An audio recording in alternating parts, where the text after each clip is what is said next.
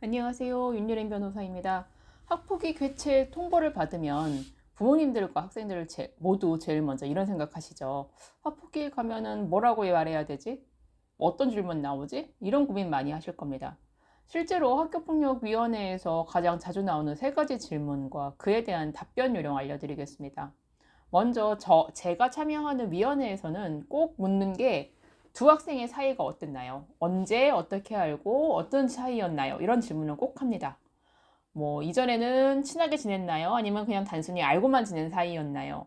초등학교 때 같은 반이었다가 중학교 돼서 다시 만나게 된 건가요? 아니면은 전학을 오면서 만나게 되었나요? 이런 부분들을 묻는데, 이 질문은 위원들이 단순한 관계를 묻는 게 아닙니다.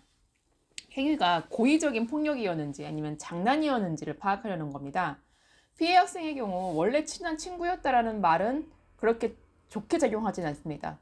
그렇다고 정말 친한 친구인데 친한 친구가 아니었다라고 얘기하기도 좀 문제가 있습니다. 친하게 지냈지만 평소에 이 친구가 나를 좀 얕잡아 봤다. 그래서 내가 기분이 나빠서 좀 멀리하고 있던 차였다. 이런 식의 이야기를 하는 것이 더 좋을 것 같습니다. 단순한 다툼으로 보이는 것보다는 진짜 학교 폭력으로 보이도록 말을 하는 것이 중요합니다. 같은 반이라 알기는 했지만 그렇게 친한 편은 아니었어요 라고 이야기를 하는 것이 좋겠죠. 반대로 또 가해 학생 같은 경우는 친했다고 말하는 것이 괜찮습니다. 평소에 장난도 자주 치고 자주 어울리던 사이였다. 이러한 표현 같은 경우는 이것이 우발적인 행동, 장난으로 평가될 여지가 있습니다. 거짓말 절대 하시면 안 됩니다. 이게 주변 목격자의 진술이나 다른 자료들이 있는데 이런 거짓말로 관계가 너무 친밀했다, 내지는 관계가 아주 멀었다라는 식으로 진술을 하면은 굉장히 이 진술 자체의 신빙성이 떨어지게 됩니다. 그리고 왜 그런 행동을 하였나요? 라는 질문을 합니다. 언제부터 이런 일이 시작되었나요? 이 질문은 이제 사건의 원인을 묻는 것입니다. 피해 학생은 구체적인 이유를 길게 설명하지 않는 것이 낫습니다. 원인을 제공했다라는 인상을 줄 수 있기 때문입니다. 피해 학생 같은 경우는 그냥 잘 모르겠습니다. 그냥 그때부터 그런 일이 있었어요. 이런 식으로 말을 하는 것이 좋습니다. 가해 학생의 경우에는 상황을 구체적으로 설명해야 됩니다. 상대가 이 사건을 유발했다는 식의 내용, 심한 말을 해서 화가 났다. 이런 이야기를 하는 것이 참작 사유로 받아들여질 수 있습니다. 특히 폭행 같은 경우라면은 우발성을 강조할 수도 있습니다. 그 일 이후에 어떻게 지냈나요? 라고 이야기를 묻는 것은 그냥 단순히 근황을 묻는 것이 아니라 사과나 화해 시도를 묻는 것입니다. 징계 수위 결정에 직접적인 영향을 줍니다.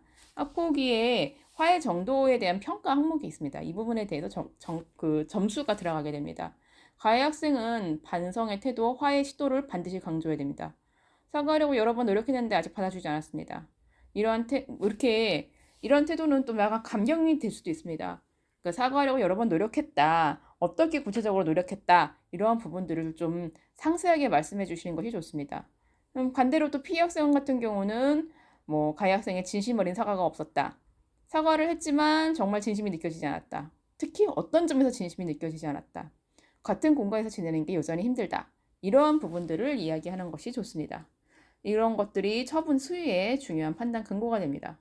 학폭위가 학교폭력 대책심의회의라서 회의라고 보실 수 있는데 이게 단순한 회의가 아니라 행정적인 처분을 결정하는 자리입니다.